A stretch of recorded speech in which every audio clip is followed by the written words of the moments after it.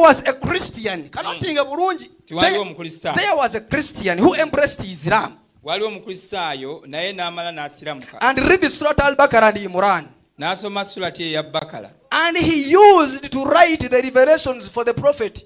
Naye yateranga okuwandiika obunnabbi bwa nabbi. Later on he reverted to Christianity again. Ate oluvannyuma n'avaayo mu busiraamu n'akoma mu bukristaayo. And he used to say, yateranga ogamba nti Muhammad knows nothing nti Muhammad talina kyamanyi but what I have written for him. Mpozi ebyo bye muwandiike. Kati oli yali mu Kristo.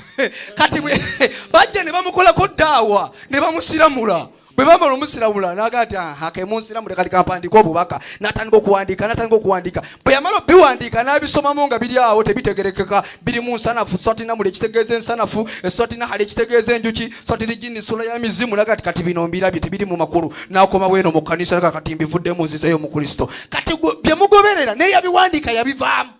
Agenze nakola statement mu enjuki tezogera n'enseka n'ewunyo bano basoma batya Qur'an genda mu sura ya 27 ne fulungu lyogera mu Qur'an efulungu.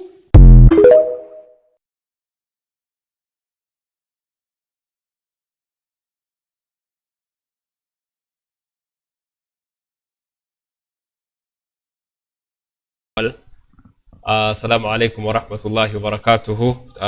Tubaniriza nate onaku bweruti wetutuukira nga tuzze okubeera nga tutaganjula ebitabo tusobole okubeera nga ate twanukula oba nga tuluŋŋamya. Actually si kwanukula kuba obukuba okwanukula obeera oyanukula nga balina kye bakubuuzizza, naye kuno kubeera nga tuluŋŋamya ku bulimba naddala abantu bebajweteka ku busiraamu, ku Qur'ani, ku mbaka Muhammadin sallallahu alaihi wasallam n'abasiraamu okutwalira awamu.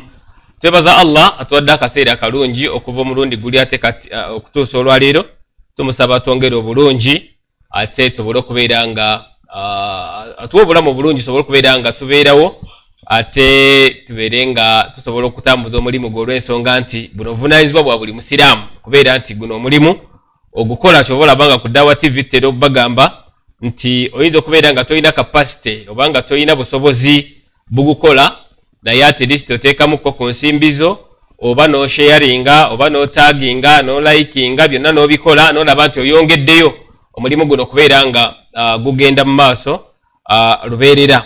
Twagadde olwaleero tubeere nga tuggulawo research desk yaffe nga bulijjo n'akatambi ako kemulabye waggulu awo, naye tutandike n'essuula eyo yennyini essula ya kusatu surat Al-Imran aya ya 7 Allah agamba audhu billahi minash shaitani rrajim ya ahla alkitabi lima talbisuna alhaqqa bilbatil wa taktumuna alhaqqa wa antum ta'lamun.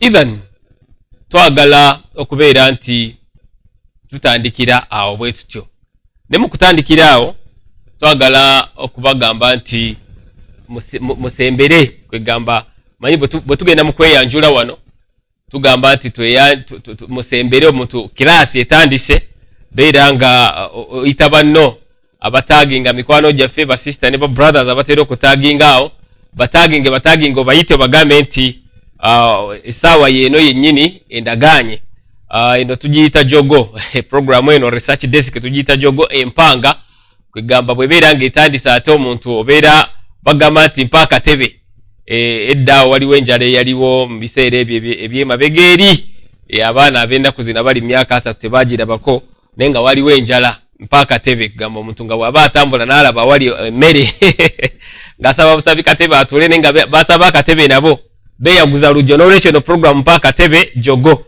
mwebale nnyo ku saidi yange eya ddyo wano ninawo seeka Abdul Shahid tumusiime nsaba atole ku salaamu ate mumanye nti mwali mu nnyumba. Abatulaba ab'ebitiibwa assalamu alaikum wa rahmatullahi wa barakatuh. Wa alaikum salam wa rahmatullahi wa barakatuh. Ate ku saidi eyange yakono natubeerawo ne eyamira Sidike Kabwino Sheikh Haitham Idi Rubega sebo otola ku salama batumanye nti mu nnyumba mwoli. Assalamu alaikum wa rahmatullahi wa barakatuh. Wa alaikum salam wa rahmatullahi wa barakatuh. N'olwekyo programu yetandise kati olwo tutandise twagala okutaganjula ebyawandiikibwa wano manye ebyaffe si byakwogera bwogezi. Kakati ekisookera ddala nga omusajja oyo twagala okumugamba nti bw'obeera ng'okyali muto mu byawandiikibwa togendanga mu mizindaalo. Ekyokubiri, bw'obeera nga tokoze kunoonyereza togendanga ku kamera, mu maaso ga kamera n'oyogera by'oyogera oba ne weeyogeza, kubanga ojja kuba weeyogeza bweyogeza. Asomye ebigambo ebiri mu hadithi, n'abeera ng'asomyeko ennyukuta nga 2 n'akasuka eri n'ayogera by'ayogera. Byayogedde mulimu okugamba nti omusajja yalaba nga bye yalimu tabitegeera. Mu Qur'ani mulimu sura z'ensanafu, mulimu esura z'enjuki, mulimu amafulungu googera, sura z'amajinni, mizimu n'ebirala. Naye ffe ng'abakugu tutera okutunuulira ensonga ezo bwe tuti nti osanga omuntu ayinza okubeera nga asomye ebyawandiikibwa naye okubitegeera nga ye problem, nga kyekimutawaanya. Nolwekyo kwe kulungamyako ffe olwaleero twagala tutandikiraawo. Ffe tetulumba, tetukakkanya, tetunyooma, wabula tuleeta bwino. Ngenda tandika ne Sheikh wange Abdul Shahid. Sheikh Abdul Shahid, musajja ayogedde ebigambo naye ng'ebigambo ebyo byonna temuli kituufu. Ekyandibadde kyefaanaanyiriza ekituufu bye bigambo ya hadithi gy'abadde aleese okusoma, naye nga ekyefaanaanyiriza kwefaanaanyiriza. Bwe tugamba nti gundi afaanana gundi tekitegeeza nti ye gundi. Kati bw'asomye hadithi eyo ne ntunuulira nga mulimu ensonga nga 3. 1, esooka omusajja okubeera nti yasiramuka okusooka, yali si musiraamu n'asiramuka. Olwaleero tubalina era basiramuka ne bamala ate ne baddayo. Ekyo si kyamagero, gamba nti kyamagero si nti bibazze mbaba tebabitegedde, wabula wateekwa okubeera nga waliwo kaffoosi, kuba tesi yasoose. Kuba waliwo Abdullah ibn Abi Sarhi naye yalitadda, ali omu ku basahaba ba Nabbi, n'alitadda ne bwe yamala ate n'adda mu busiraamu n'alaba nga gy'agenze eri. Ate bye yayogera ye binene okusinga ebyono. Oli ye bye yayogera binene okusinga ebyono, kubanga Allah atuuka byogerako mu Qur'ani. Waman adwala mimman iftara ala Allahi al-kadhiba mu surati Al-An'am aya 93.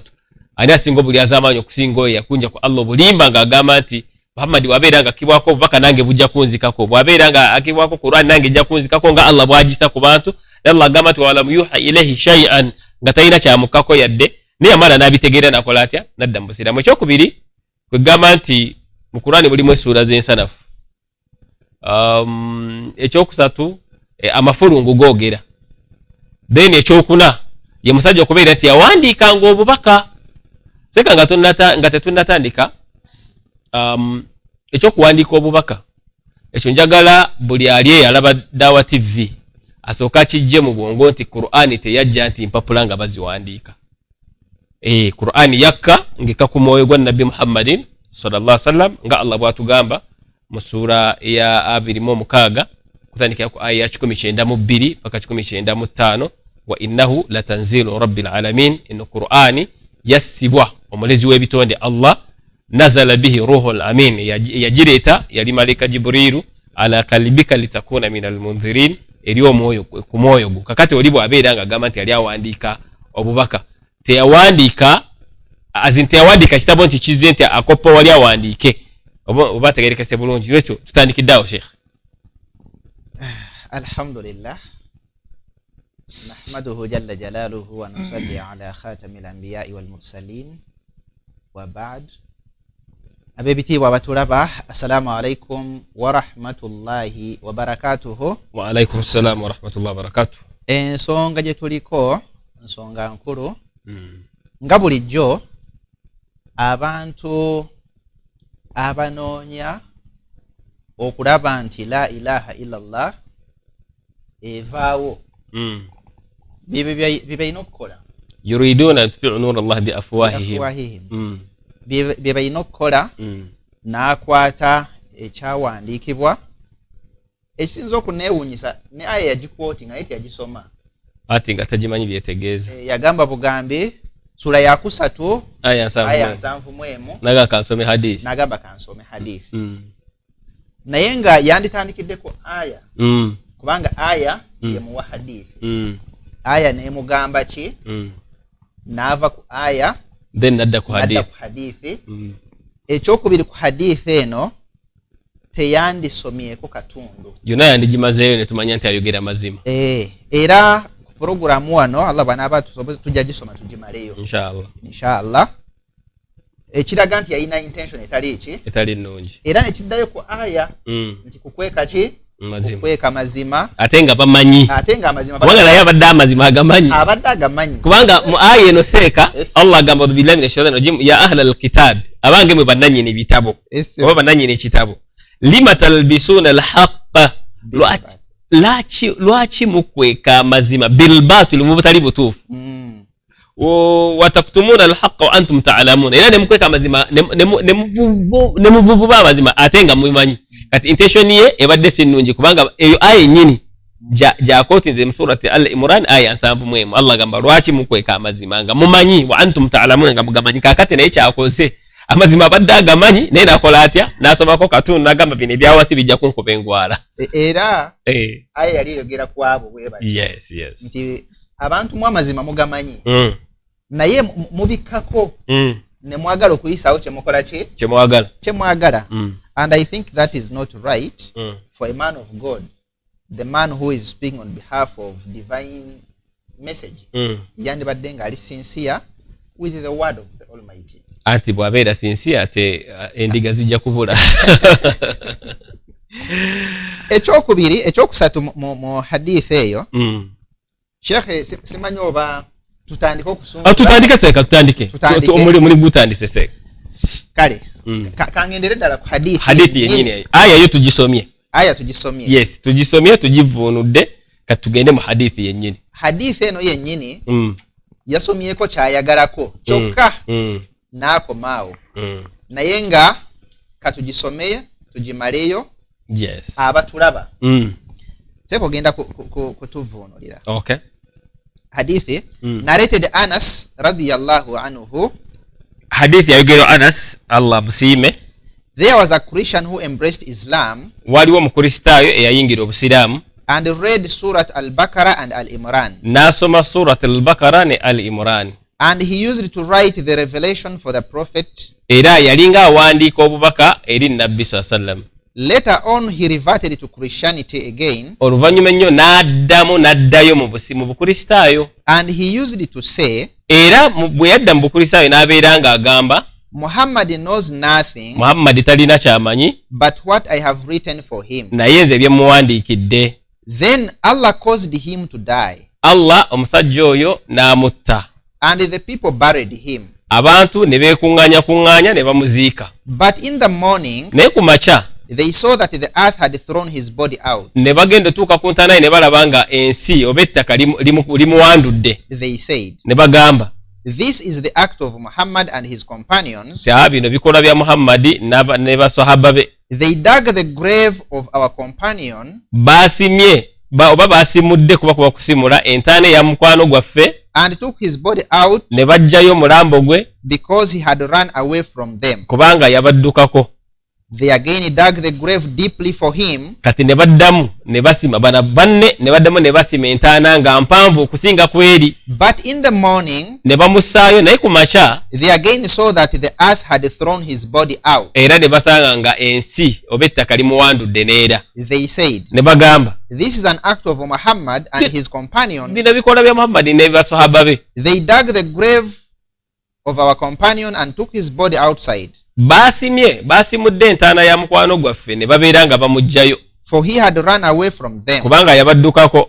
They dug the grave for him as deep as they could. kati kye baakola ne baleeta ne makita ne bagamba kati katusime ebiwanvu ennyo nga balina teekayo n'amadaala ne bamusaayo. But in the morning naye ku makya they again saw that the earth had thrown his body out. era ne basanga nga ensi emuwandudde oba ettaka limuwandudde era ali wabweru. So they believed that what had befallen him ne bakkiriza nti kino ekimutuuseeko ono omuntu waabwe was not done by human beings tekikolebwa bantu oba tekyakolebwa bantu oba tekikoleddwa bantu. and had to leave him thrown on the ground. era ne bamuleka awo wansi wabweru ne bamuvaako ne bamuleka. Hadith wetu gwegwa. Seka hadith eri namba mmeka wano wansi? Natugamba nti Sahih Bukhari volume 4 hadith number 814. 814 lunana 14 volume ya kuna oba muzingo gwa kuna mu Sahih Bukhari hadith mweri. Kati yeche yakoze nasomako part. Kati tutandise. Nasomako part. Yasomyeko katundu. Bwe yasomyeko part. Bwe yasomyeko akatundu ako n'alabanga n'asalako n'atema engwara n'akuba n'embeekuulo n'ateekako byeyagadde yes naye n'atalaga bantu nti omusajja ono bwe yakola ekikolwa ekyo biki ebyaddirira yes naye ng'ekikolwa kino kye yakola and I want our audience to be very keen tunuulira ekigambo kino any other person who could read this could very easily internalize laba ekigambo kye yagamba wano there was a Christian waaliwo omukristaayo who embraced Islam eyasiramuka and read Surat al-Baqarah and al-Imran n'asoma surat al-Baqara ne and al-Imran he used to write revelation for the prophet era yalinga awandiika obubaka eri nabbi obubaka buno bwe yawandiikanga ng'ani abumubuulira alyoka abuwandiika ate nga bwani kubanga omuntu alina okitegeera ekyo he used to write the revelation for the prophet kati enjo Jibril bwe yakujjanga n'aleeta message eri Nabi Muhammad sallallahu alayhi wa sallam obubaka buno n'abufuna n'amala n'abuulira abantu basahaba nga gwe bwogenda okusomesa seeka tutera ogamba abantu nti mujje n'ekkalaamu n'ebitabo mu ddarasa zaffe eza bulijjo abantu ne bawandiika kati basahaba of course baalinanga okunootinga basobole okubeera nga nabo balina kye bafunamu yes ne bawandiika bwe bamala okuwandiika later on he reverted to Christianity again oluvannyuma ate n'addayo mu bukristaayo and used to say era bwe yaddayo n'atandika okugamba this is where I have my interest yes he used to say n'atandika okugamba Muhammad knows nothing Muhammad talina kyamanyi but what I have written for him okujjako ebyo bye mba muwandiikidde omuntu eyakugambye empandiikira kati ate gwe omusinga okumanyi ate abeera atya nga talina kyamanyi okujjako by'omuwandiikidde kati kyenabadde ngamba nti omuvubuka ono kwegamba tali half baked actually tali baked olw'ensonga bw'obeera ng'otegeera oluzungu okitegeera bw'oba ng'otegeera oluzungu tosobola kusoma bigambo n'obivunula nga bw'oyagala n'okuba ki n'okuba embeekulu used to write the revelation for the prophet kati bamukangako ye yayogeranga kubanga si yeyeka yawandiika bangi abawandiika yes kati obubaka bwe bwajjanga nabbi n'ababuulira basahaba obubaka okoze eki obuze abawandiisi baalingawo ne bawandiika bwe baamala okuwandiika ono n'akola ki n'addayo awo nawo tujja kutuukawo yes n'addayo mu bukristaayo bwe yaddayo mu bukristaayo ate n'akyusa statement nga bwetera okubeera enjogera n'agamba nti oyo Muhammad mulaba byayogera talina kyamanyi okujjako bye nakola ki bye nawandiikanga abaffe gwe bye wawandiikanga ani yabikugambanga wabijjawa seeka bwe nkugamba nti mpandiikira ebigambo bino nga ngamba sina byempandiika nze sibimanyi tobimanyi ate nga nze obwedda nkugamba okumpandiikira anti bye tubadde tugamba kati context eno ekulaga nti omusajja teyali mwerufu omusajja teyali mutuufu omusajja teyali wa mazima teyali mwesimbu ye yanoonyanga kimu okubeera ng'ayonoona erinnya erya Nabbi Muhammad sallallahu alayhi wa sallam seera nga tutambulira ku nsonga eyo kino abalabi baffe mulina okukimanya n'okukitegeera nti the enemies of Islam had given up on defeating Islam from outside from outside Islam abalabe b'obusiraamu baali balekeddaawo nga baweddemu essuubi essuubi libaweddemu ne bagamba katuze wansi ebikola we can no longer fight Islam on front lines and defeat them era tetusobola kulwanyisa abasiraamu bwe tuti nga tubolekezaamu obwanga ne tubawangula the best way to defeat Islam is to fight Islam from within Islam engeri entuufu okubalwanyisa abasiraamu kwe kubeera nga tuli munda mu busiraamu so these people sat and decided to embrace Islam bana abantu baatuula ne basalawo bayingire obusiraamu with an aim of fighting Islam from within n'ekigendererwa ekyokulwanyisa obusiraamu nga bali munda muli because the military warfare had failed kubanga ebyokulwana byali bibalemeddwa they resorted to psychological warfare kati ne basalawo bakozese entegeera eno kati entegeera gamba oli bwakubeeramu aba alina okubeera ng'akumanyi kati basalawo bakole era ne bagamba nti omanyi kye tuba tukola nti tuyingire obusiraamu tubukyankalanyize munda kati bano abasajja ne bajja actually he was not the only one there were a number of them era bw'otunuulira ekitabo kino Siratu Rasul ku page ey'ensanvu mu ttaano page 75 Sheikh yatutemera yatunyonnyola yatuwandiikira heading negamba nti kutabu nabiyyi sallallahu alayhi wasallam abawandiisi bannabbi sallallahu alayhi wasallam the secretaries those who used to document, used to write down, the writers, what the prophet told them to write. Actually, as you bring this, njagala abantu era basome mu surat al-an'am aya ya 93. Allah agamba waman adla mimman iftara ala allahi al-kadhiba aw qala uhiya ilayya wa lam yuha ilayhi shay'an waman qala sa'unzila mithla ma anzala Allah. Okiraba mulimu nabo ono ye Abdullah ibn Abi Sarh amanyikiddwa ye baba bamusachinzeeko bajja kumulaba ye bwe yasiramuka bwe yamala n'alitadda n'atandika okugamba nti nja kukkibwako ali asinga obuli azamanyi okusinga yagunya ku Allah buzama awqala n'agamba uhiya ilayya nzikibwako nange obushi obubaka ono wono byayogera bifu bitono naye agamba nange nzikibwako ki nzikirwako obubaka uhiya ilayya walam yuha ilayhi shay'a. Allah agamba nkataina kimukiddwako waman kala eranga agamba sa'unzila mithla ma anzala Allah era bijja Qur'ani ene jakunzika ko nga Allah bwakola atya bwagissa kakati bayogera bingi nga aya bwekola etya bwegwayo naye kati butugenda kuba ku tabu nabii sallallahu alaihi wasallam mwebali bangi so no yekka kati yono yali alowooza nti yono yekka nono ate yamala nadda mu busiraamu. Abdullah ibn Abi Sarh yamala nadda mu busiraamu n'alongoosa obusiraamu bwe musajja omu amanyikiddwa ku basajja bwe yaddayo eri mu bukristaayo n'agenda okulaba nga vulugu mungi byabadde amanyi eno n'akola atya n'akomawo. Esemu kati abawandiisi bano baali bangi ba Abubakari ba Umaru ba Uthmani ba Ali n'awandiika listi eyabo paka ku bantu 43. Yes, abalinga bawandiika ki so oyo si yali secretary yekka era ono bw'abadde ayogera ng'alinga alaga nti that gentleman he was the only writer, was the only scribe to the prophet. Ye yali omuwandiisi wa nabbi yekka. Si kyali kituufu baali bangi naye kino ayinza okubanga abadde takimanyi na kukimanyi. Bano ababiri abasembayo kye n'atugamba nti rajulu rtadda wa lam yaud ila al-islam. Waliwo abalitadde abava mu busiraamu era ne batakomawo ddala mu busiraamu. Nga ono yali muwandiisi wa nabbi. Yes. Ne wabaawo n'omulala Abdullah ibn Khatal irtadda wa lam yarji. Era nono naye yartadda naye n'atadda mu busiraamu. Aba bawandiisi baali bameka? Babiri. Personal secretaries baali babiri. Naye ne bagenda ne batakola ki? Ne batadda mu busiraamu. Now the question here, the philosophical question here that we have to ask ourselves as intellectuals, as people have sat down, tulina okwebuuza ebibuuzo bino wammanga. Yes. One, what is this we are hearing? Kino kye tuwulira ekyokuva mu busiraamu. Omuntu yali awandiika obubaka nga kinene. Kubanga olabira ddala ng'omuntu wakulusegererwo. Yes. Secondly, ekyo bwe kimala okujja omuntu ng'ono kisoboka kitya? Tulina okwebuuza ekibuuzo ekyokubiri. The whyness, the philosophical question of why. Lwaki? And it is here that we have now to go back and find out omusajja ono abasajja bano abayingira obusiraamu balina bigendererwa ki n'okubuvaamu balina bigendererwa ki. Okay, kati nga tujjaawo seeka weteketeke ebigendererwa byabwe byali biki we tugenda okudda. Seeka Idi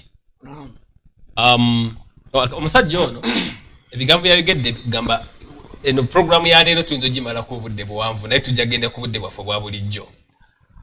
Kiki gwekyo entanda ki gy'omusibirira musajja ono?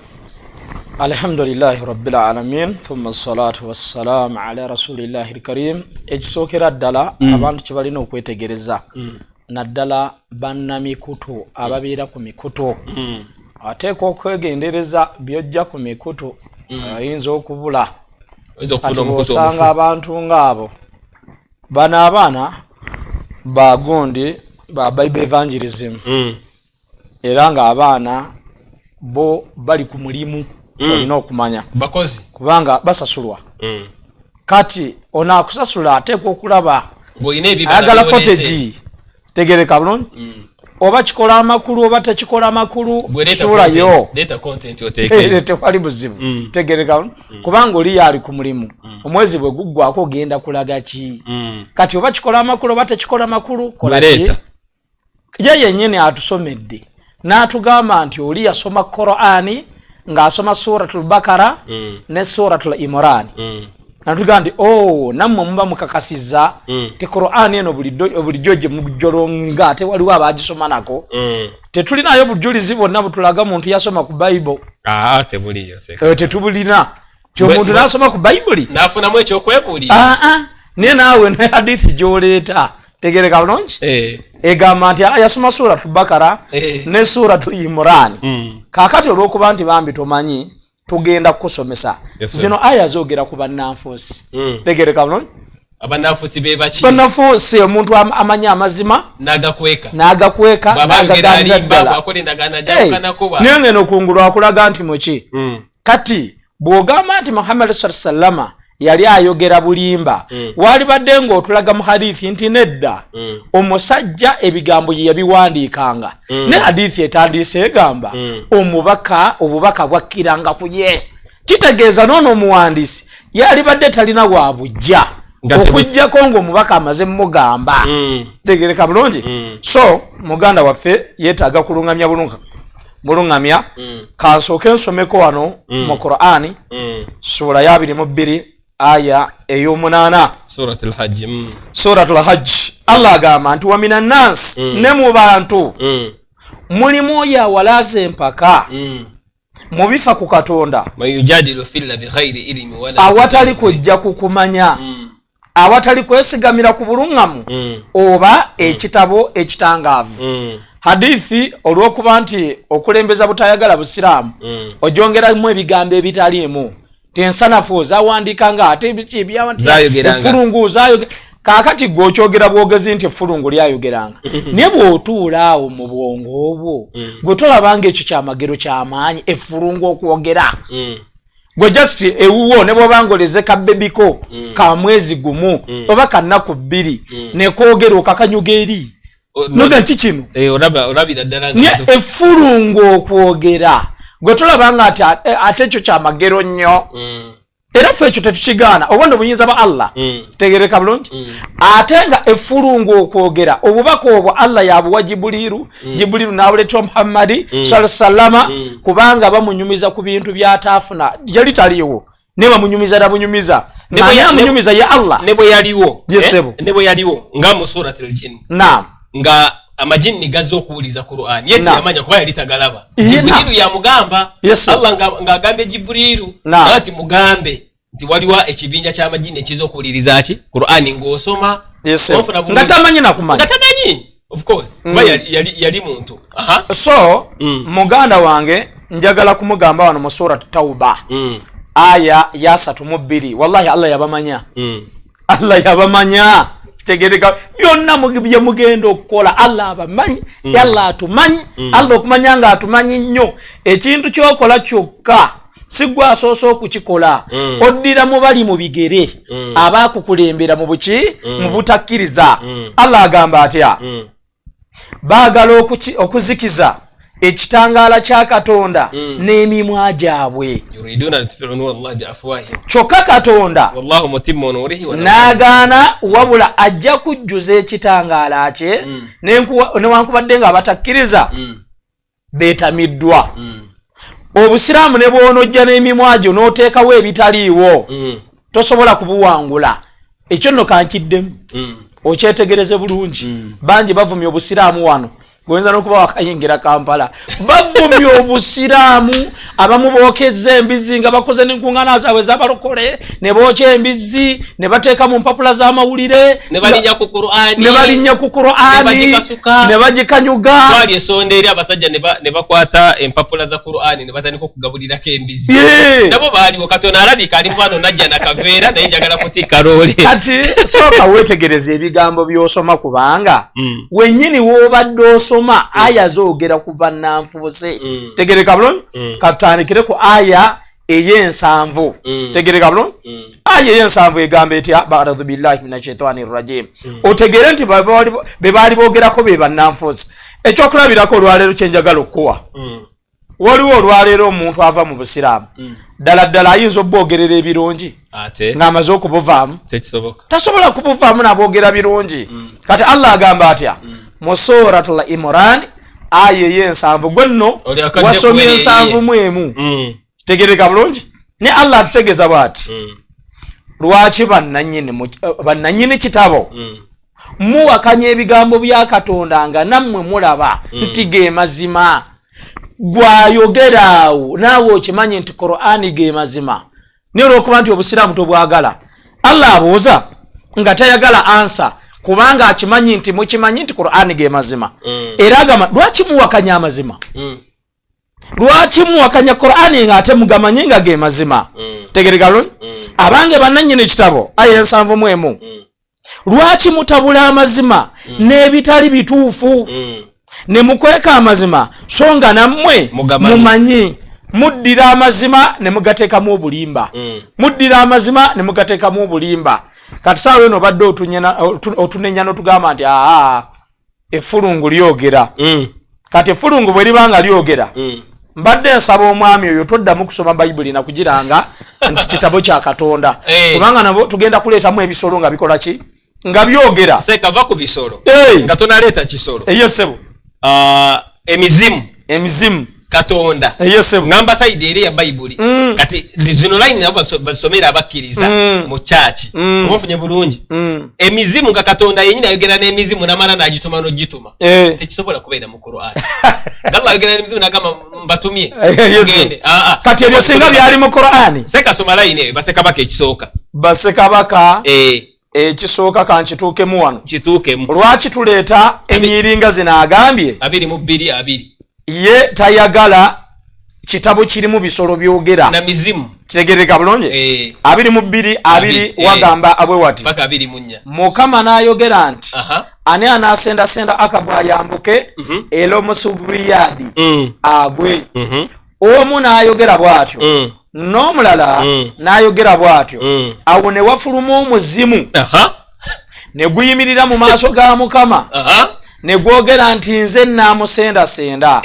Mukama n'agugamba nti otya Mukama n'agamba omuzimu tyotya ne gwogera nti naafuluma n'embeera omuzimu ogw'obulimba Mukama kaaba nabbi be bonna n'ayogera nti gwe onoomusendasenda n'okusobola onoosobola fuluma okole bwoti Mukama nagwa-approving niyo manyi message eri wano naafuluma n'embeera omuzimu ogw'obulimba Mukama kaaba nabbi be bonna kati Mukama nagwa-approving namugamba fuluma genda okole kale nno olaba Mukama atadde omuzimu ogw'obulimba Mukama kaaba nabbi be bonna era Mukama akwogeddeko akabi kati atunyumiza kyo kati bw'obanga otuuse ku mbeera bino wali badde ng'obisomera mu kyaki abisome bayitawo bino byolina n'okusooka okusoma mu kyaki okubakakasa nti ekitabo kyolina kitabo kya Katonda kubanga kati wano message eriwo Mukama addira omuzimu ogw'obulimba ne gugenda message eno ey'obulimba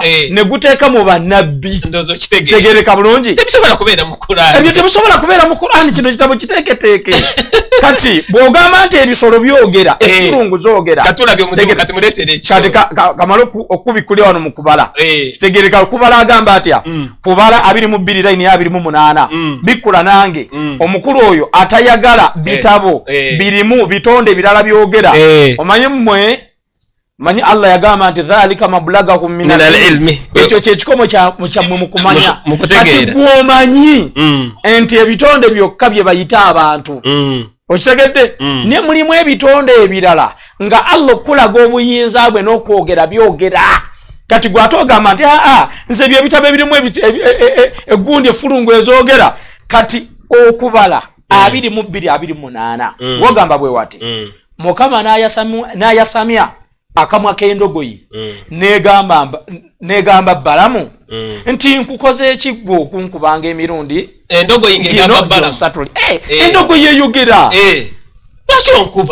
kati murundi gwakusatunga okuba kati endogoyi bwebanga etuse ku ddaala eryogera kitegereka bulungi n'ogamba nti gwe toyagala bitabo bikola ki birimu bisolo byogera tugamba ati okutegeerako agambye mu hadithi n'agamba nti ono bwe yawandikanga obubaka bwa nabbi n'amala n'agamba n'abutunulira bw'ati n'agamba nti bisolosolo byebyogera bisolosolo byebyogera kaakati buno obubaka nabwo endogo ye yabwogera mu bayibuli nayo vaayo nabo tubusome tugambe haleluya. Ekyokubiri mu Yeremiya 8:8 tegereka bulungi abawandiisi b'oyogerako n'ogamba mu hadithi eri ng'obifuula n'oteekawo ebitaliiwo n'ogamba nti omuwandiisi ono byewandiika yagenda okubiraba nga bikyamu tegereka bulungi kankulagende ku muwandiisi wa bayibuli ate ono nabbi mulamba Yeremiya 8:8 kubanga Yeremiya ebigambo yabijjako Amos gamba bwajjanga bubaka nga bujja Yeremiya 8:8 wagamba bwe wati mwogera mutya nti tulina amagezi n'amateeka ga Mukama gali naffe naye laba ekkalaamu ey'obulimba owulira ekkalaamu ekola mulimu gwa kuwandiika laba ekkalaamu ey'obulimba ey'abawandiisi ewandiise ebitali bya mazima muno. Kati okumanya nga yawandiika ebitali bya mazima tuyinza n'okuwamu yo kimu ekimu ku byo nange kyesikkiririzaamu wabula tugamba tulina okulabisa tulina okulabisa ku byobulimba bye yawandiika mu bayibuli era tubadde tusaba ali mu studio eri ate awo kasegimenti kanatekewo labisa tulina okulabisa tumulabise okumanya nga namuno mulimu ekkalaamu ey'obulimba Bakolinsi 1:25 wagamba nti kubanga obusirusiru bwa Katonda businga abantu amagezi n'obunafu bwa Katonda businga abantu amaanyi tuyigawo ebi Katonda musiru ate munafu ey'Oluswayiri egamba etyawo upumbavu wa Mungu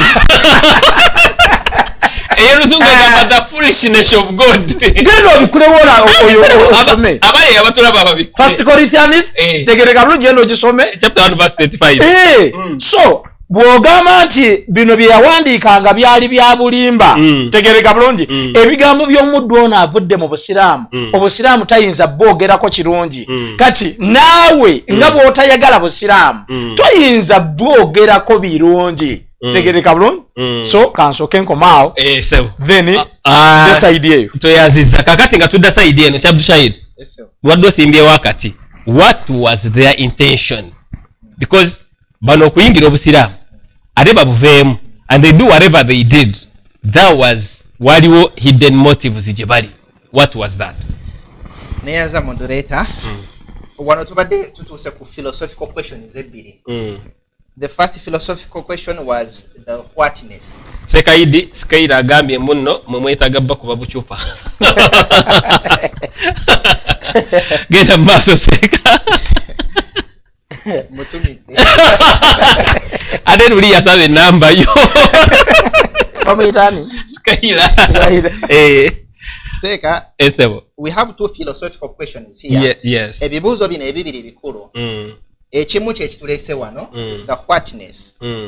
Kiki ekyo nti Sahaba wa Nabbi yali awandiika obubaka yalutadda. That is one. Ekyo ne kituwa the second philosophical question. Ng'egamba why? Why? Yes. Because it is very important okunoonyereza kiki ensonga yali ki. Kati bwe tugendako mu tafsiri kantandikire wano ku Jami' al-Jami' al-Ahkam al-Quran.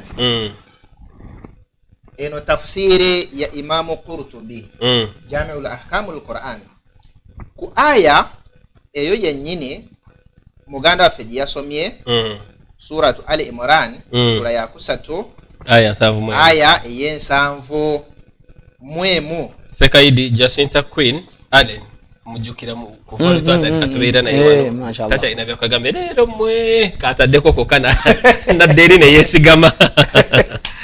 Jacinta naye tumutumiddeko nnyo Jacinta tukwagala nnyo Jacinta. Era yasomyeko aya ya nsanvu mwemo ya ahla alkitab lima talbisuna alhaqa bilbatil wa taktumuna alhaqa wa antum ta'lamun. Lwaki mubika amazima nga mumanyi? Aya y'ensanvu mu ebbiri teyagenzeeyo tasobola gisoma n'akoma wali. Aya y'ensanvu mu ebbiri negamba nti waqala ta'ifa min ahli alkitab aminu billadhi unzila ala alladhina amanu wajha an-nahar wakfuru akhirahu la'allahum yarji'un.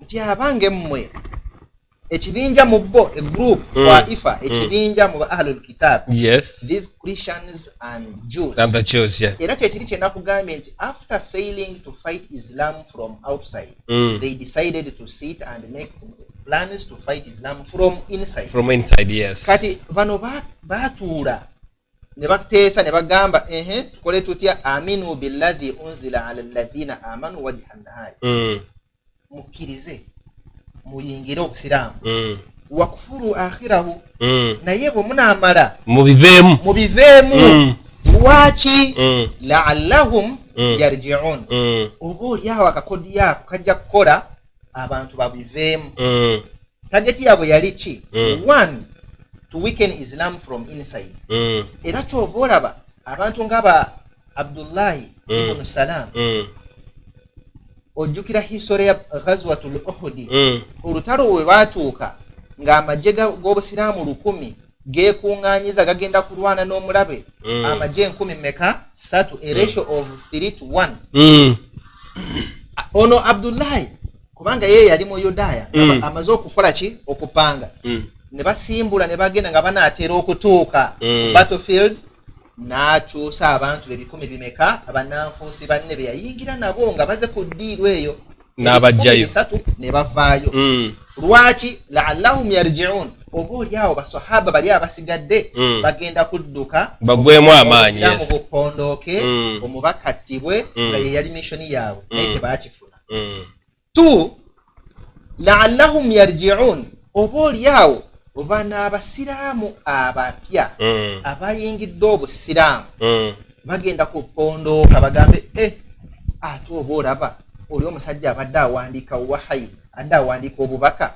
abivuddemu ate olwofa bakyali mu yasaruna woowe naffe katukole ki laallahum yarji'un oba oliawo abantu bajja kudduka mu busiraamu bwe banalaba nga mubukoze eki mubuvuddemu laallahum yarji'un bali abatanaba kusiramuka ababadde baagala okusiramuka bwe banaalaba nga mmwe abali ku lusegere lwa nabbi Muhammadi sallallahu alaihi wasallam nga mubivuddemu bajja gamba byabulimba olaba ne gundi yagendayo naye n'abivaamu era akakodyo ke baakulembezanga batunuulire baasaaliranga ku swaffe esooka abananfuusi bonna bananfuusi nga bagezaako okulaga ekifaananyi ky'ekintu bakikola ki bakirimu nnyo such that tomorrow when they are going babeere ne impact babeere nga bagamba olaba omusajja abadde ku mwanja abitadde ate olwoffe kati shekhe n'atunnyonnyola wano n'atuvunuulira n'atugamba nti nuzilat fi Ka'b ibn al-Ashraf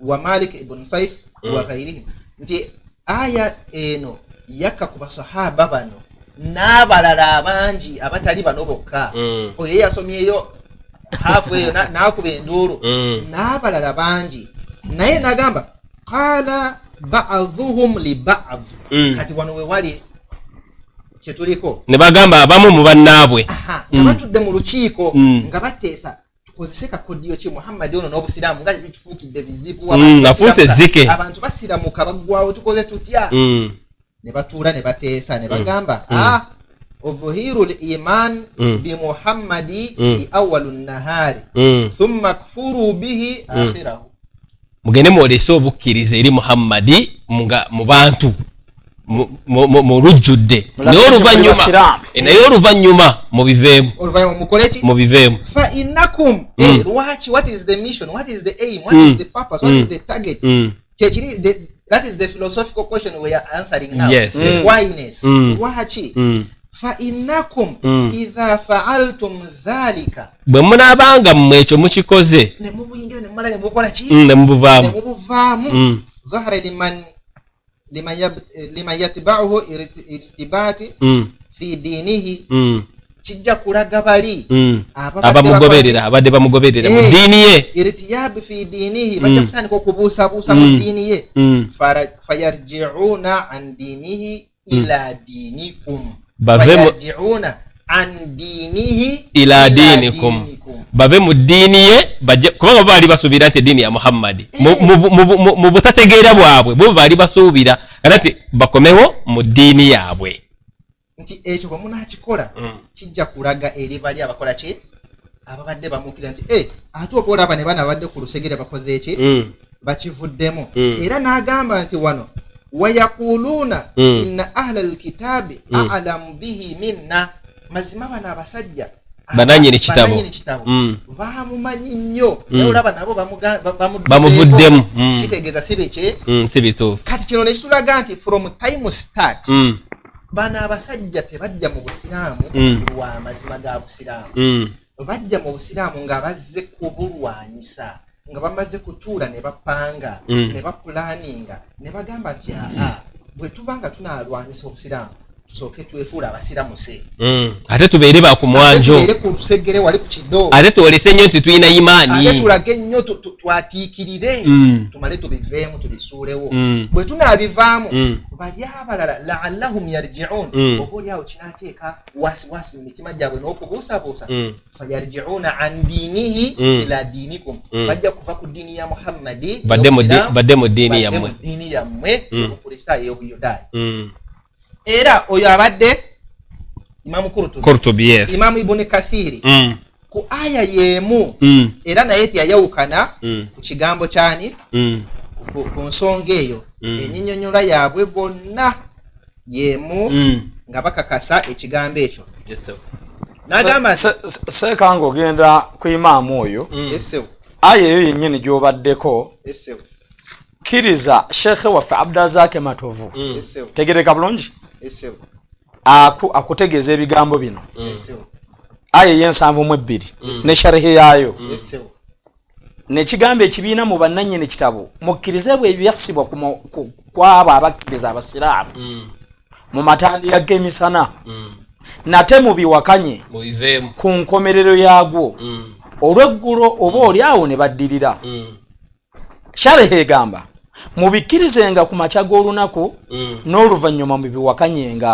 olw'eggulo ku nkomerero y'emisana amakulu nti mukkirizenga eddiini y'abasiraamu ekiseera oluvannyuma mugiveemu ekyo abayudaaya abakungu ne bakabona mu ddiini abaalinga mu madiina baakikolanga balyoke balowoozesa abasiraamu ab'enzikiriza ennafu nti olaba bano eddiini bajaabulira oba oli awo si ntuufu kale ezo ze zaali ezimu ku nkwe zaabwe ze baayagalanga okusala okubuza abakkiriza abasiraamu naye tebaasobola kakati ono gwe tulabisa yalowooza nti yasoose otegeera se yalowooza nti yakoze eki omuntu akubeera okumpi seeka nga tudda ku revelation katuweze ne sekayidi omuntu akubeera okumpi olina okukimanya nti yakulyamu olukwe era nabo mu nzikiriza yaabwe bagamba nti Yuda ye yalya mu Yesu olukwe kubanga yambeera yamuli okumpi bo bwe bagamba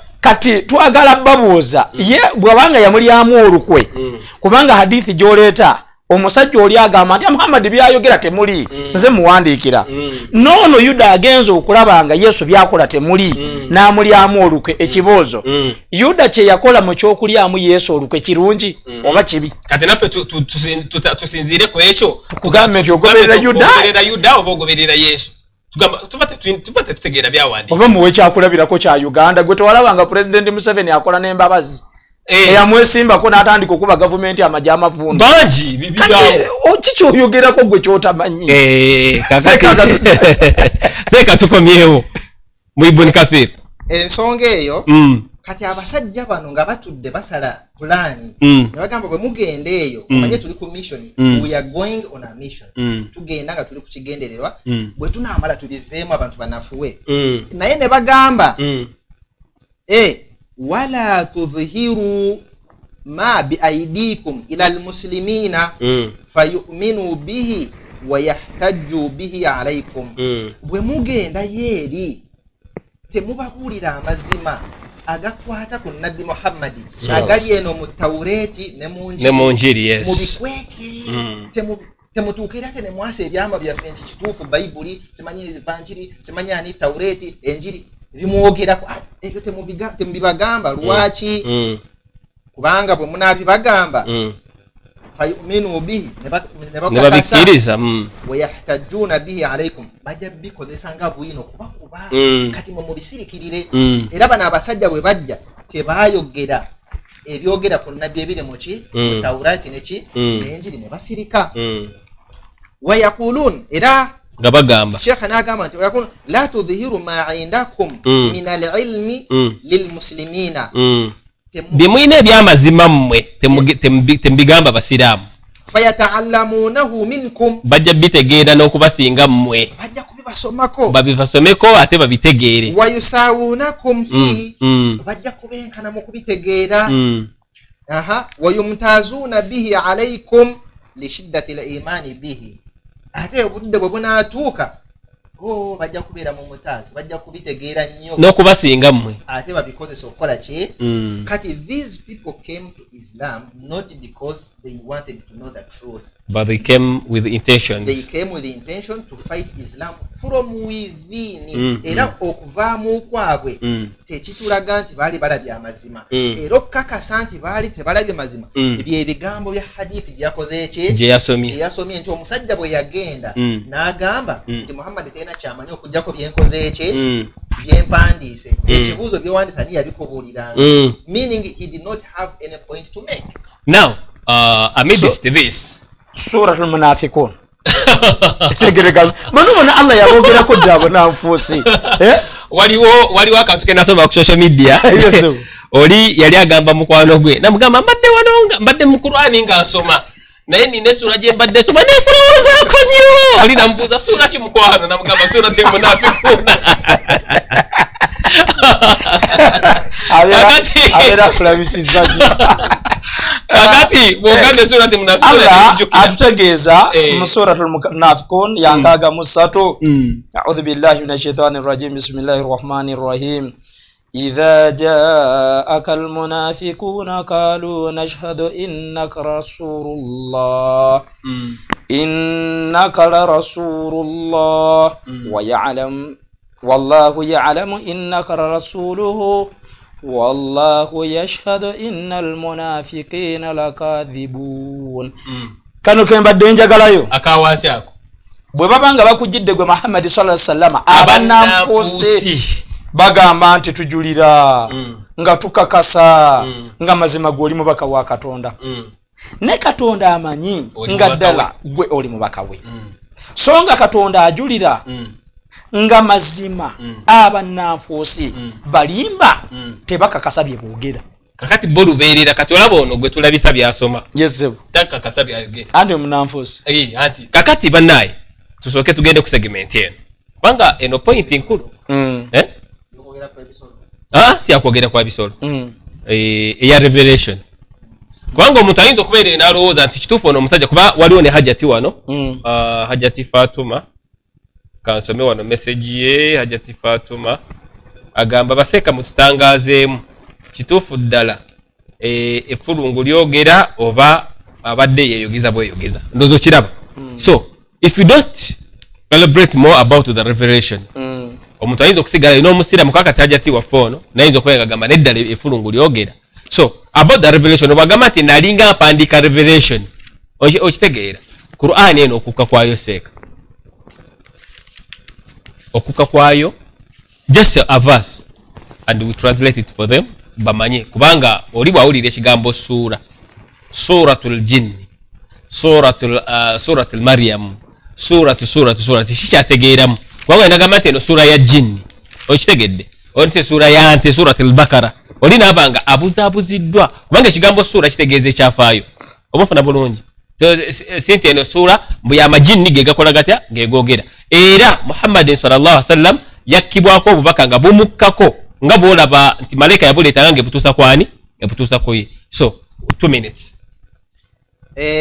alhamdulillah ensonga eyo okugamba nti suratul jinni suratu Maryam suratu al-Baqara esura zino zatuumibwanga because of the major theme of discussion era nga bw'owandiika akatabo n'okatuuma at crossroads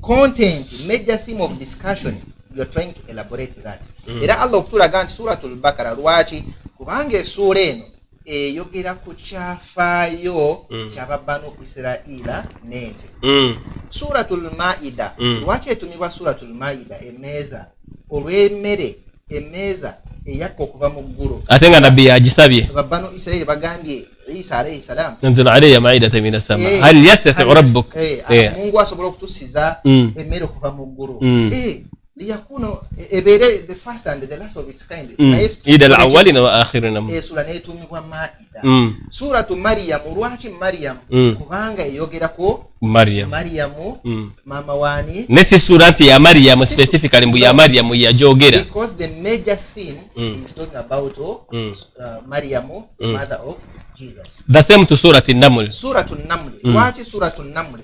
Because it is talking about the ants.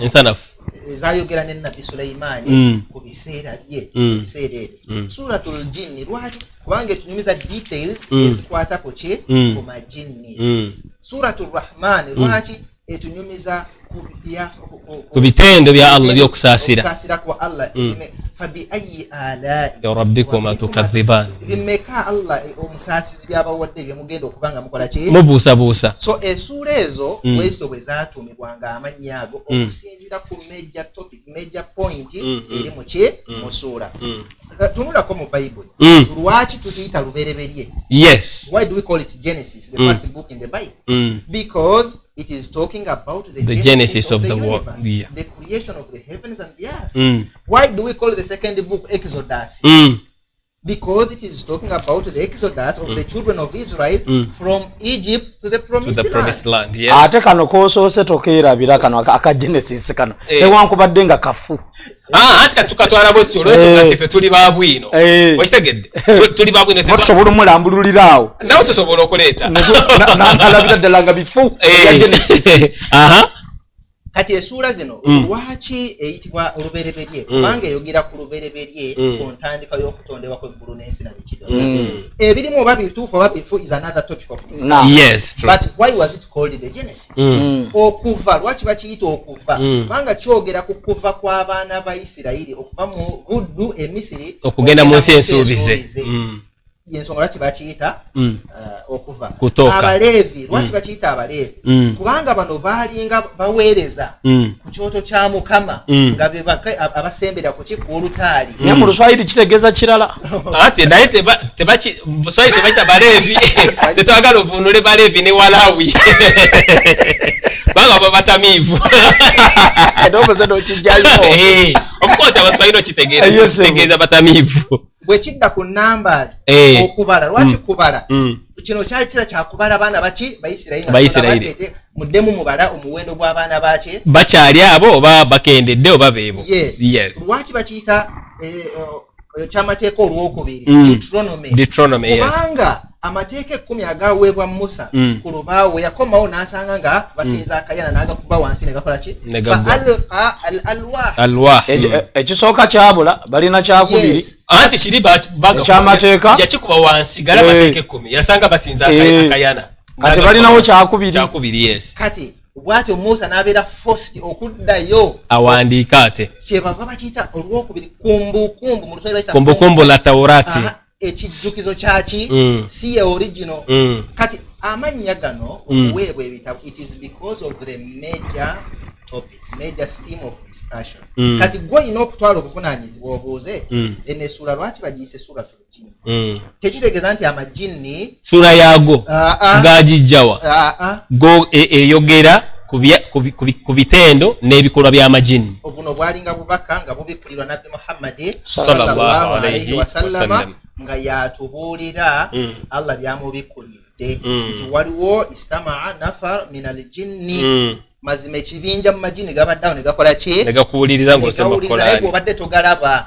obadde tomanyi na bigenda mu maaso naye nze Allahu mbadde mbikola ki era kwe kumubikulira ekyama ekyo nabbi Sulaimaani nabbi suratu Yusuf ekyafaayo kya nabbi Yusuf kubanga sura egera ku kyafaayo kya nabbi Muhammad teyaliiwo of course Allah amukola ki amubuulira ebyaliwo kwe kugiyita suratu Yusuf n'olwekyo suratu Ibrahim suratu anja tewabadde agamba mu message n'agamba nti ddala effulungu lyayogera iye naye effulungu eryo ligenda okwogera nga tolimanya nti Muhammad sallallahu alaihi wasallam alizaalibwa teyalinawo Allah yamunyumiza bino byadda nnyo mujjukire nga nabbi Sulaimaani Allah yamufaddala ng'ayogera n'ebisolo n'ebinyonyi n'emizimu byonna nga byonna ayogera nabyo era bwe yali asaba Allah mugamba nsaba mpo obufuzi nga tobuwanga muntu mulala yenna era eyo nkizo y'amaanyi omuntu okubeerawo ng'ayogera n'ensanafu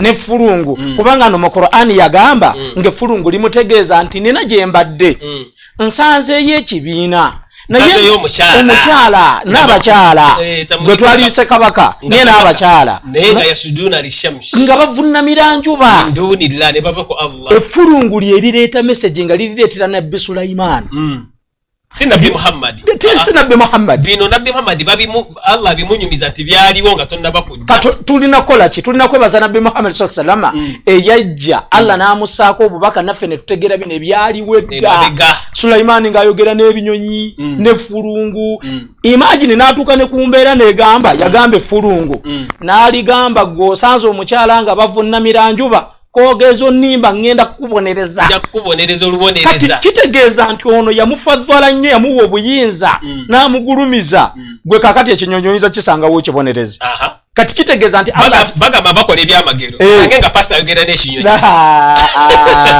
pasita waawa bona abaleeta omuntu mu kyaki mbe bagenda musabira ne bamubuuza oli muzibe nti ndi muzibe tolabangako naga negomba okulaba ku dduniya banzaala ndi muzibe sirabanga ku dduniya ne batandika okumusabira n'amusabira naga nti ndandika okulaba ekifuufufu naddamu n'amusabira bwamusabira n'alaba musumba n'amubuuza nti olabye naga nti ndabye n'amuga nti saagala kunnimba jjukira omusumba yali mu suuti ya bbulu naga nti bw'obanga olaba nyambadde engoye ki naga nti oli mu suuti ya bbulu kati tubuuza omuntu atalabanga ku dduniya yadde nga tonnaweza yadde sekendisi yazaalibwa talaba wategeera otya nti eyo kala ya bbulu nga tewali wagikugambye nti eyo bbulu bw'ogitegeera otya ku supidi oyo bbulu ati yeri ekalamu ey'obulimba gye wasomye sente ye kalamu ey'obulimba ey'abafere ebyo kati bino nabbi Sulaimaani yayogeranga n'ebinyonyi yayogeranga n'ebisolo byonna nga Allah yamuwaaki tegereka bulungi era mukyafaayo ekyo effulungu Sulaimaani awandiika ebbaluwa agiwandiikira Balkis Saba ekinyonyi bwe kigenda ekituuka kimuwa ebbaluwa kati naye atuuza ejjeeri omukazi amugamba amawulire gaagano gavudde wa Sulaimaani naye katono nnyo okimanyi nti ebbaluwa eyo yaliko erinnya nti bismillahirrahmanirrahim kitegeeza nti obusiraamu bwadda si bwakaakati tegereka katono nnyo waliwo kakiswa katono nnyo tetwagala kuwulira bisolo bye byogera waliwo omuddu omu yagenda ewa nabbi omu n'amugamba naye mmwe mwogera n'ebisolo nange nsabiraako eri Allah nkole ki nange mpulire ebisolo ebyo byogera nabbi n'awanika emikono ya rabbana omuddu ono muggula amatu bwe yamuggula amatu tegereka bulungi n'addayo ewakaawe n'atuula wati agenda okutuula bwati nga waliwo kapa endala nedda bweti tegereka bulungi kapa emu negamba ndudde okulya ku nnyama eno endala negigamba nti boosi agenda kutunda enkoko ye tugenda kulyaki agenda kugula enkoko tulyeki ennyama omuddu atandika okuwulira ebisolo ebyogera n'ebinyonyi omuddu n'atunuulira bwati kapa atandise okuziwulira nga zoogera tegera bulungi bwe yagenda bwati naga nti kanzijewo enkoko yange pusi zino ziyinza okuluma enkoko eno ndizigirya n'agenda n'atunda enkoko n'akomawo pusi emu negamba boosi atutunzeeko enkoko kati tunalyaki pusi nemugamba fwe gwe tofaayo oyo boosi yennyini yagenda okufa bagenda kusala ente ffe tulye naddayo ewa nabbi agenda okutuuka negamba nti pusi zigamye ngenda kufa okitegedde sabira neme kunyamubiwulira n'amugamba kyaggwa era boosi yafa tegereka bulungi ne basala ente ne balya so tetwagala ffe kuwulira bisolo bibikola ki byogera naye nabbi Sulaimaani yalinga ayogera n'ebisolo n'ebinyonyi ezunta sanafu ogwo gwali mulembe mulala nabbi Muhammad bamunyumizaako bunyumiza biki ebyaliwo ku mulembe gy'ataali tekitegeeza nti zino suura zaali z'ebyo ekyafaayo ekyogera ku nsanafu webale nkyabdu shahid Seka nsomera suratu al-An'am aya ya 38. Aya ya 38. Sura ya mukaaga aya 38. Igamba bweti ba'udhu billahi minash shaitanir rajim aya ya 38. Uganda Shakira abatumidde. Amina. Tewali kasoka soma matini wano. Wama min dabbatin fil ardi ala Allah dabbatin fil ardi wala ta'iri yatiru bijanahihi illa umamun amthalukum. Egamba bweti tewali mu bitambula biramu mu nsi wadde ennyonyi ebuuka n'ebiwawaatiro byayo wabula bibiina ebifaanananga mmwe. Okiraba ndoza yes. Tewali bitambula mu bisolo mbuzi ente ngamia ndiga mbwa mbizi byonna mention niwankubadde ebinyonyi simanyi namungona simanyi karoli simanyi ani byonna bimenye illa umamun amthalukum wabula their communities just like you are. Nti enkoko bwebeeraawo n'obwana bwayo bw'obwagala kukakasa nti communication weeri byogera. Tunuulira enkoko eddoboozi lyekola ng'eyita obwana okujja okulya bw'inanga etakula n'etakula neefuna keefunye ina eddoboozi lyekola olaba obwana bwonna nga buze ate mwattu bw'eraba kakamunye era eddoboozi eddala nebudduka nebwekweka. Okwo kwe kwogera kwabyo ebisolo byogera. Umamun amthalukum biringa mmwe they communicate naye ffe tetutegeera olulimi lwe bikola ki naye bo bannabbi nga Sulaimaani Allah yali yamubikkulira n'amuwa okutegeera olulimi lwaki lwa buli kisolo na buli kinyonyi. Kati ffe kyetutakola ki naye tekitegeeza nti byogera era bw'oba oyagala kumanya nti byogera seggwanga eba etakula n'eddoboozi lyekola n'olaba enseera zonna ne zijja nga zidduka azifunidde riziki ate waliwo eddoboozi lyekola seggwanga n'olaba nga zonna zitunudde waggulu kitegeeza there is communication. Era bw'oba oyagala kumanya ne bw'ogugolinga do animals and birds communicate olabe kye bakuwa they communicate naye ffe tetutegeera olulimi lwabyo. Ebyo bijja mu Qur'an yerina okunnyonnyola nti bino ebisolo golooza these ants bwe ziba nga zizimba ekiswa tezi communicate nga tugenda kukima budongo tulayininge apo nosanga ziri 3 zisindika akayinja kamu ziba. Olaba mu Bayibuli Yesu yagamba mugende mubuulire enjiri eri ebitonde byonna. Bano balina mizimu mulina kugibuulira bitonde ate mugoba migobe. Kati wona obibuulira otya? Mugende mubuulire eri enjiri ebitonde byonna. Seka nsomerako mu Bayibuli awo nsomera mu Balamuzi nga tufundikira kuba obudde nabo butwalaganyiza kati twagala kusomako obumessage bwa bannaffe ababaddeko naffe. Kyabalamuzi meka 9 paka 12 98 olwatuuka emiti tuli ku miti olwatuuka emiti negifuluma okufuka amafuta. Emiti negifuluma kigende kifuka amafuta kwani anagifuga ku kabaka anagifuganga. Emiti kigenda kupaka lulusebo kitambula ginyumyamu tugenda kulonda mukama wa negigamba emizaituni. Emiti negigamba emizaituni ekyo kika kya miti mirala nti tufuge gwe sebo era mukama wa tufuge naye omuzaituni negugamba nti nandirese obugimu bwange mmwe bayima okussaamu ekitiibwa Katonda n'abantu ku bwange neŋŋenda okuyuuguuma ku miti. Zaituni gye gyogera nze nnema obulungi bwange ne beauty yonna gye nnina ngende kuzuumira ku mu emiti. Emizaituni mugimanyi egivaamu olive oil gwe babasiiga lwakuba mafuta bagiyita mbuno mizabbibu n'emizaituni batandika okugasiiga wano ne bakirira wana ate bagenda. Emiti ne gigamba omutiini nti jangu gwe otufuge. Kati guli guganye omuzaituni guganye kati bayita mutiini. Emiti ne gigamba omutiini nti gwe jangu otufuge. Naye omutiini ne gugigamba nti nandirese obuwoomerevu obwange n'ebibala byange ebirungi neŋŋenda okuyuuguuma ku miti.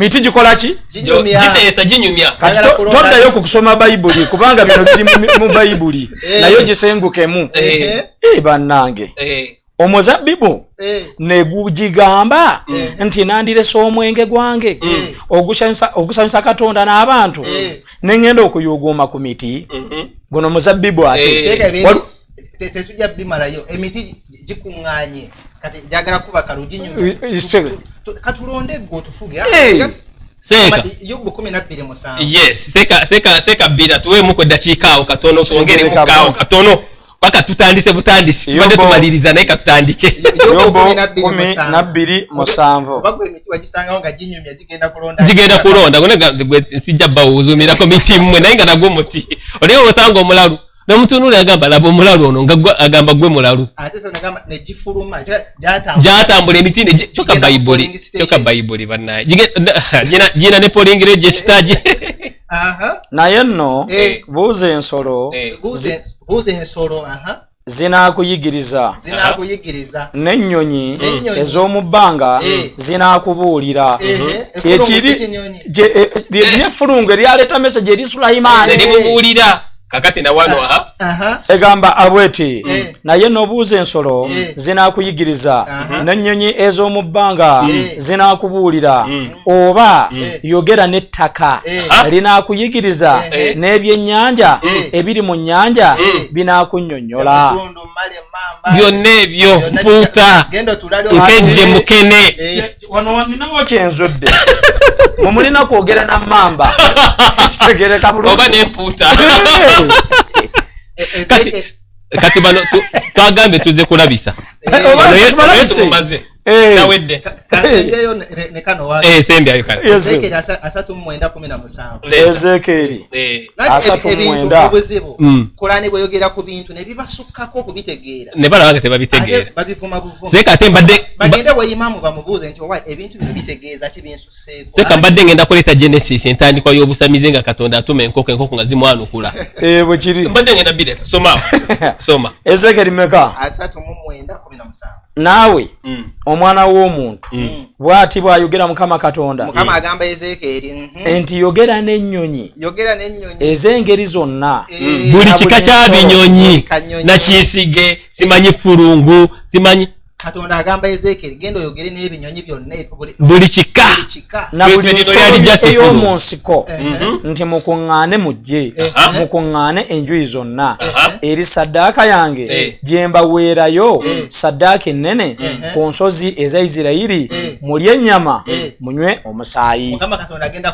kuziwa ekijjulo zirye naye agamba Ezekiel genda oziyite buli kanyonyi genda oyogere nako kagambe ekijjulo kya munyazi Mungu dina leero Mungu yagabudde olaba n'eri eri mu ndagaano empya gye mugambe ya Yesu Kristo emizimu gyayogera ne Yesu ne gimugamba nti tusindike mu mbizzi era Yesu bwe yamanyanga ezo tezibanva z'abantu n'asindikamu embizzi kitegereka bulungi nga gyogera kati gwe bw'obanga ekikomo ky'omukumanya kyakumpi nnyo ebyo tobyogera nti ate ebinyonyi byogera ate ebinyonyi byogera mukulu byogera n'olwekyo oyo tumumaze inshallah omulundi oguddako tudde ku mulala obadde olina akatale keka akantu nga bwenkamaliriza ffe obutategeera lulimi lwa binyonyi tekitegeeza tebyogera bali bannabbi Mungu yababikulira seeka bw'ova wano n'ogenda eggulu wano togenze wano eriira wano osanga abasajja bagamba obanga miwugumu totwala afoyo mina ana wori pachu John obanga moyo ate bw'osanga abachina nga banyonyi emboozi yaabwe olaba boogera naye tobitegeera abo osula busuzi sowani wansi era ffe twatozanga abantu shahada eryojjukira olinga gamba ashahadu gamba aliyo kushinya oitegeera olulimi olubeerawo obata olutegedde nga Mungu takubikulidde tugamba nti luliyo tukususeeko naye nga olaba ne muntu munna ayogera olulimi nga tolumanyi kati onoogenda otya ku bisolo otegere ebyogera okay kakati nga tufundikira kasome ku message z'abannaffe wano wagamba ono Zinda Abdallah anti tayagala kusoma ekyo kimu ono Lilian Pretty naye twatandika naye Sekayidi mutumireko mannaye nkutumiddeko Lilian Pretty bambi agamba buno obusajja bunyiiza Lilian Pretty kale mpulira obusungu kati ebyo musoma byaki mbu emiti gyakola campaign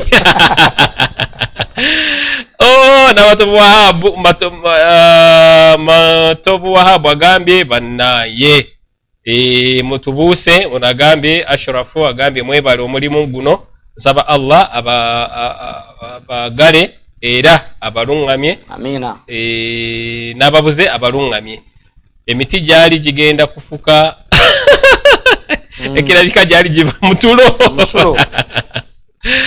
onagambye amina jazakumullah khaira Abdul Hamidi Sudais Hassani Samaka, thanks for the job done, may Allah make it easy and right, amin. Onokule Karimu amina. Uganda Shakira, thank you brothers, you're welcome.